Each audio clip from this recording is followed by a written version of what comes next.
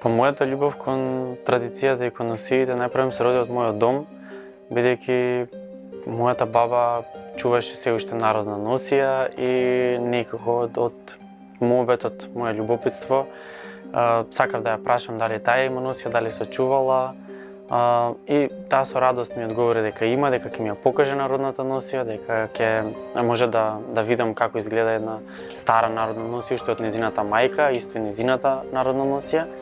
И се роди од тука, од моментот каде што јас ги видов и се заљубив реално во тие парчиња и решив дека ќе се бавам со тоа професионално. Баба ми беше изненадена, најпрво не ми дозволуваше да ткавам и да се учам да ткавам, бидејќи во минатото само тоа жените го работеле по селата.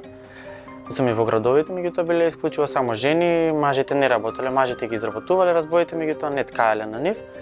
И таа беше малку во некоја недоумица дали да ме научи да ткавам, дали да не. И виде дека јас сум упорен, дека сум решен да научам да ткавам и тука едноставно ми помогна. Најчесто ткаваме појаси и скутини, се делови од народната носија, тоа ткаваме и за модни креатори, за уметници.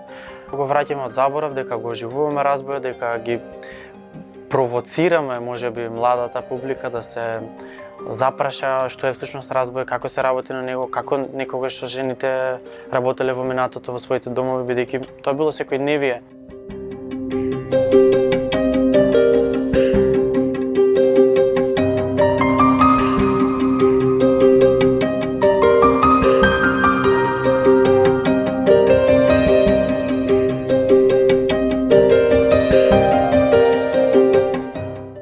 Заедно започнавме да ткаеме, тој прв појави интерес, меѓутоа бидејќи сме од мали заедно, цело време како тој покажуваше интерес, јас гледав, почнав да се интересирам и јас, буквално бидејќи толку ни е богата традицијата, толку имаме уникатни работи, како е создадена една носија, целиот процес на изработка на носија, песните, све, општо традицијата наша. Би им порачала да се држат до традицијата, да не ја одбегнуваат, бидејќи таа е дел од нас.